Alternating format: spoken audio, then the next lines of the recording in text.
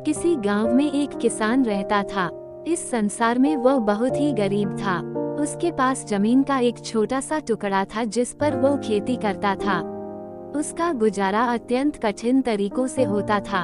एक दिन सूरज की गर्मी चरम सीमा पर थी, परंतु किसान हमेशा की तरह खेत में काम कर रहा था।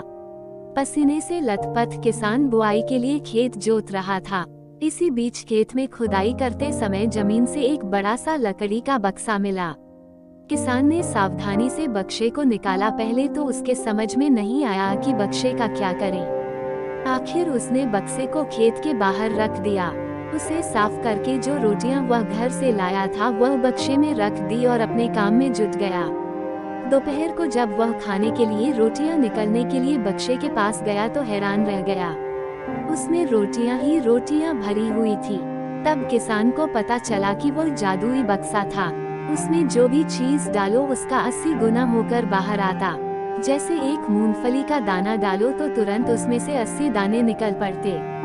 किसान ने तृप्त होकर खाना खाया और उसके बाद किसान संतुष्ट होकर बक्से को घर ले आया। बक्सा मिलने के बाद किसान बहुत खुश था। उसे लगा कि उसके सब दुख अब दूर होंगे। वह लालची नहीं बल्कि धैर्यवान व्यक्ति था। उसने बक्से का दुरुपयोग नहीं किया। उसे जब भी किसी चीज की जरूरत होती तो बक्से से तुरंत प्राप्त कर लेता। समय गुजरने के साथ साथ उसके बक्से के बारे में गांव के जमींदार को पता लगा। जमींदार बेहद लालची था और उसे लगा कि ऐसी ही जादुई चीज पर तो उसका अधिकार होना चाहिए। उसके आदेश पर जमींदार के लठठेठ किसान को पकड़ कर ले आए। उसने किसान को धमका कर कहा, बक्सा जिस भूमि से मिला से है वो मेरी जमींदारी में आती है, इसलिए बता उस बक्से पर किसका अधिकार बनता है।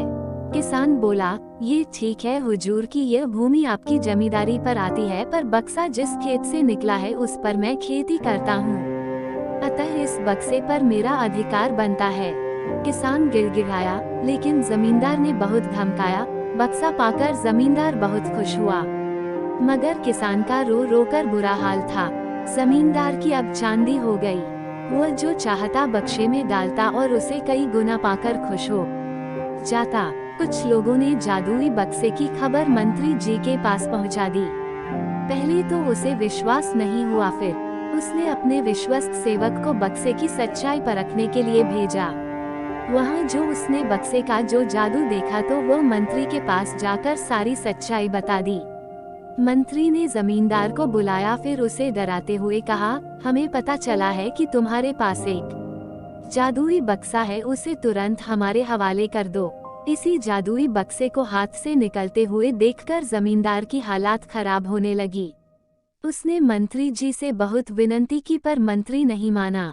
बक्सा पाकर मंत्री मतवाला हो गया। विरोधियों को यह अच्छा मौका मिल गया। उन्होंने बक्से के साथ साथ मंत्री के निकम्मेपन की खबर भी राजा तक पहुंचा दी। बक्से की बात सुनकर राजा अधीर हो उठा। वो अपने सेनापति के साथ मंत्री के घर जा पहुंचा। उसने कहा, देश की सारी जमीन राजा की होती है, इसलिए जादुई बक्से पर भी उसी का हक है। मंत्री ने बिना देरी किए बक्सा राजा को दे दिया। जादुई बक्से को पाकर राजा प्रसन्न हो गया। सबसे पहले राजा ने जादुई बक्से की मदद से अपनी खजाने की वृद्धि की, फिर राजा को उस बक्से की सुरक्षा को लेकर चिंता हुई। राजा हर कीमत पर उस बक्से को अपने साथ रखना चाहता था। राजा ने सोचा कि इसका रहस्य ज्ञात करना चाहिए कि आखिर इस बक्से में है क्या।